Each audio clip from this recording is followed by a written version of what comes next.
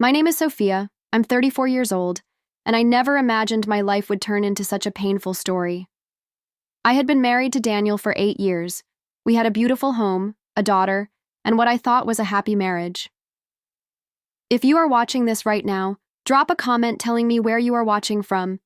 And before I share this life-changing story, please hit like and subscribe for more real stories that will touch your heart. But then my world shattered. The person I trusted the most, my husband, betrayed me with the one person I thought would always stand by me, my best friend, Chloe. What hurt the most wasn't just the betrayal. It was how easily they destroyed everything I had built. But life has a way of bringing out truths in the most unexpected ways, and Daniel's biggest regret came far too late. I used to believe my life was a fairy tale. Daniel and I met in college, and from the very first moment, he made me feel like I was the only woman in the world. He was kind, funny, and always knew how to make me smile, even on my worst days. When he proposed to me, I felt like the luckiest woman alive. Our wedding was beautiful. Family, friends, laughter, and tears of joy. People used to say, "You two are made for each other." And I believed it with all my heart. We built a home together, decorated every corner with love, and soon welcomed our little girl, Lily. Holding her in my arms, I thought, this is happiness. This is what forever looks like. But sometimes, the brightest smiles hide the darkest secrets. Looking back now, I realize that even in those perfect days, there were cracks in the picture I chose not to see. And those cracks would one day break everything I thought was real. Her name was Rachel. We had been best friends since high school. She knew everything about me, my secrets, my fears, my dreams. When I got married, she stood right next to me as my maid of honor, holding my hand while I said my vows. Rachel wasn't just my friend, she was family. She came over almost every weekend, helped me with Lily, and even stayed up late with me on nights when I felt exhausted from work and motherhood. I trusted her with everything. And Daniel? He treated her like a sister too. They laughed together, teased each other, and sometimes even cooked dinner when I was too tired. I remember thinking, how lucky am I to have a husband and a best friend who get along so well? But what I didn't know was that the very person I trusted the most, the person I loved like a sister, was slowly becoming the one who would break my heart into pieces. At first it was nothing, or at least that's what I told myself. Rachel would laugh at Daniel's jokes a little too much. I'd catch her touching his arm when she talked to him. And sometimes, I noticed Daniel looking at her a second longer than he should have. But I brushed it off. They're just friends, I told myself. I'm overthinking. Then Rachel started showing up even when I wasn't home. I'd come back from the grocery store, and there she was, sitting in my kitchen, drinking coffee with Daniel like she lived there. Once I asked her, "Did you call before coming?" And she just laughed, saying, "I don't need to. You're family." I smiled, but deep down, something felt off. My gut whispered to me that something was wrong. But instead of listening, I silenced that voice. I had no idea. Ignoring those little signs would cost me everything. It was a rainy Friday evening. I came home exhausted from work, carrying takeout for us to enjoy together. I walked into the house, and something immediately felt wrong. The living room was quiet, but there was laughter coming from the bedroom. My bedroom. My heart started racing. I froze, my hands shaking as I held the food bags. For a moment, I couldn't move, couldn't breathe. I pushed the door open, and there they were, Daniel, Rachel, together. The look on their faces, shock, fear, guilt, said it all. I dropped the food on the floor. My whole world came crashing down in that single second. And the worst part? Neither of them said a word. It was as if they had been waiting for me to find out like this. The room was so heavy with silence, I could hear my own heartbeat pounding in my ears. Finally, Daniel spoke. His voice cracked as he said, "It's not what you think." I almost laughed. Not what I think? My husband? My best friend? In my bedroom? What else could it be? I turned to Rachel, hoping she would deny it, say something, anything. But she just stood there, her face pale, her hands shaking. She couldn't even look me in the eye. That silence hurt me more than his words. because silence is an answer too. I felt tears burning in my eyes, but I refused to let them see me break. My voice was trembling as I whispered, "How long?" Daniel looked down. Rachel started crying, and in that moment, I knew. This wasn't a mistake. This was a choice. Daniel finally whispered, "It's been months." Those words hit me like a knife twisting in my chest. Months? All those nights he came home late, saying he was working extra hours. All those times Rachel said she was busy when I called. It all made sense now. I felt my knees weaken, and for a moment, I thought I would fall. My world was crashing right in front of me, and the people I loved most were the ones tearing it apart.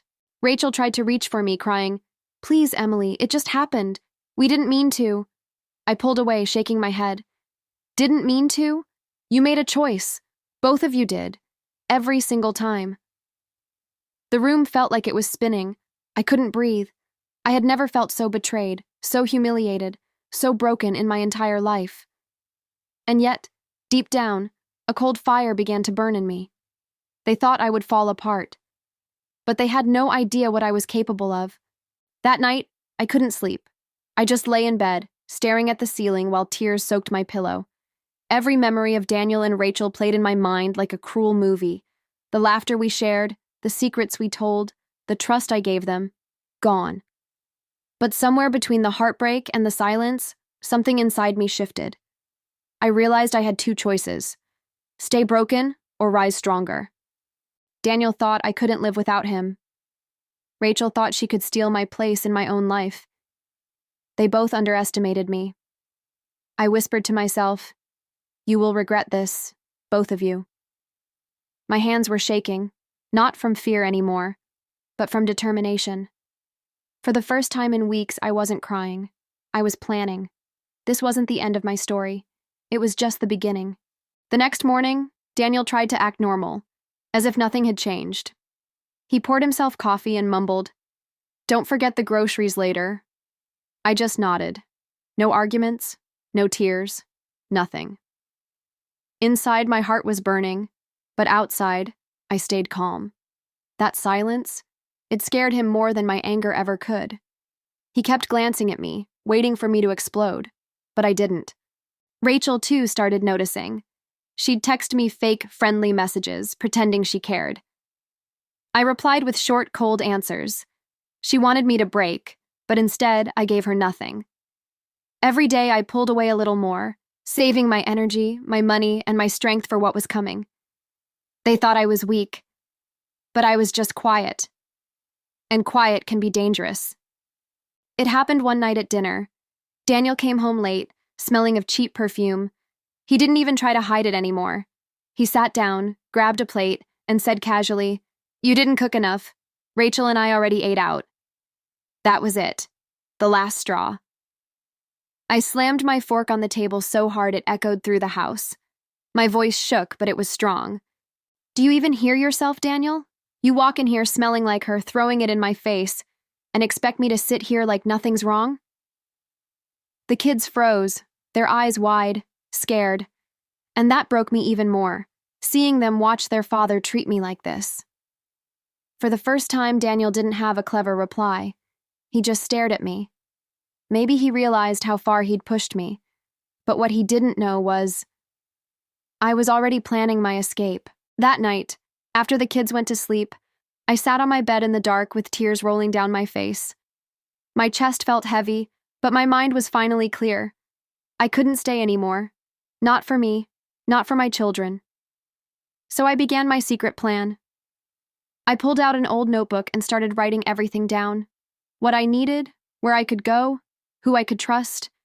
I even made a secret bank account with the little money I had saved from side shifts at work. Every day, I quietly moved a few things, important papers, kids' clothes, and even their favorite toys, into a suitcase I kept hidden under the bed. Daniel had no idea. He was too busy living his new life with Rachel. But inside me, for the first time in months, a spark of hope lit up. He thought he broke me, but he had no idea I was about to take back my life.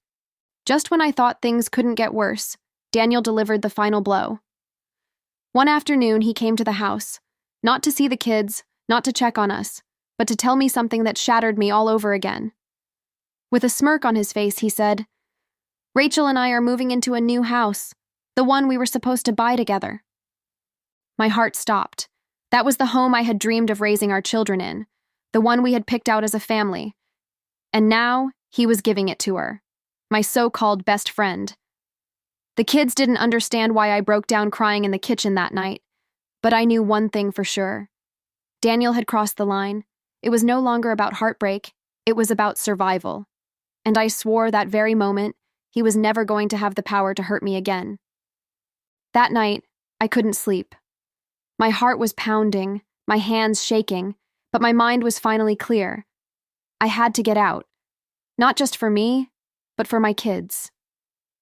I looked at them sleeping peacefully, clutching their little stuffed animals, unaware of the storm outside. Tears filled my eyes. They deserved a life full of love, not chaos.